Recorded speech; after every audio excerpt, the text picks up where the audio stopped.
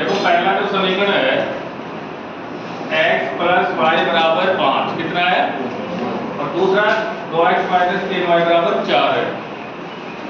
अब इसको विलोपन विधि से हल करेंगे हम। तो सबसे पहले क्या करेंगे, समीकरण 1 को 2 से गुणा करेंगे।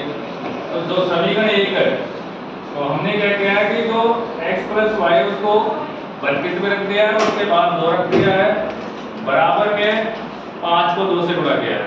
क्या किया, अब क्या करेंगे, 2 को x से गुणा करेंगे, 2 गुणा x, आगे प्लस का चिन्ह है, फिर 2 को y से गुणा करेंगे, इधर 5 दूनी 10, 2x प्लस 2y बराबर 10, समीकरण 3 आ गया। इसके बाद में हम क्या करेंगे, समीकरण 3 में से 2 को घटाएंगे। समीकरण 3 में से 2 को घटाने पर तो समीकरण 3 रखेंगे हम 2x प्लस 2y बराबर 10, समीकरण 3 है। उसके बाद में समीकरण 2 क्या है, 2x माइनस 3y बराबर 4। अब ये दोनों संख्याएं प्लस की है, 2x और 2x, तो इसमें एक संख्या को माइनस करना है, इसलिए हम क्या करेंगे, यहाँ लिखेंगे घटाने पर। घटाने पर लिखने के बाद में क्या करते हैं कि चिन्ह चेंज हो जाते हैं। जो प्लस है वो माइनस का हो जाएगा, इधर ये माइनस ये प्लस का हो गया, ये प्लस था ये माइनस हो गया, 2x से 2x कट गया, और 2y और 3y कितना हो गया, 5y कितना हो गया, 10 में से 4 गए तो 6, इधर 5y बराबर 6, तो y का मान कितना आएगा, 6/5। अब हम x का मान निकालेंगे।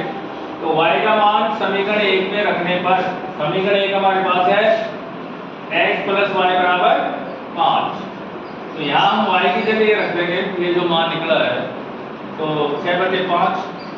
अब हम x का मान दे तो क्या करेंगे, 6/5 का हम पक्षांतर कर देंगे दाईं तरफ, तो x का मान आ गया 5 माइनस 6/5, लघुत्तम ले लेंगे तो 5 लघुत्तम आएगा, 1 का भाग 5 से 5 बार गया, 5 को 5 से गुणा गया 25, माइनस 5 का भाग 5 में 1 बार गया, 1 को 6 से गुणा के कितना आ गया 6, 25 में से 6 माइनस करेंगे कि तो 19 आएगा, नीचे कितना है 5, तो x का मान आ गया 19/5। यहाँ तक समझ आ गया। अब इसके बाद में हम करेंगे, अगर अपना उत्तर सही है या गलत है इसकी जांच करेंगे, उत्तर की जांच। तो उत्तर की जांच कैसे करोगे आप, समीकरण हमारे पास 1 2 3 है, कितने हैं, तीनों समीकरणों में से कोई से भी एक समीकरण में हम x और y का मान रखेंगे।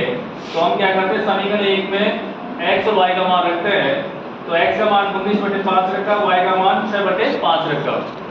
ये बाया पक्ष है, ये कौन सा पक्ष है, और ये दायां पक्ष। जब बाएं पक्ष में हम x और y का मान रखेंगे तो हमारा मान 5 आना चाहिए, क्या आना चाहिए 5। अब इसको कैलकुलेट करेंगे, 5 का भाग 5 में दिया, एक बार 1 को 19 से गुणा गया 19, आगे प्लस का चिन्ह है, 5 का भाग 5 में 1 बार गया, 1 को 6 से गुणा गया 4 है, 19 और 6 कितने हो गए 25, 25/5। अब 5 का भाग 25 में कितनी बार गया 5, तो ये अपना बायां पक्ष है और ये दायां पक्ष है, बायां पक्ष दाएं पक्ष के बराबर आ रहा है। इसका मतलब है कि जो हमने जो प्रश्न किया विलोपन विधि से बिल्कुल सही किया।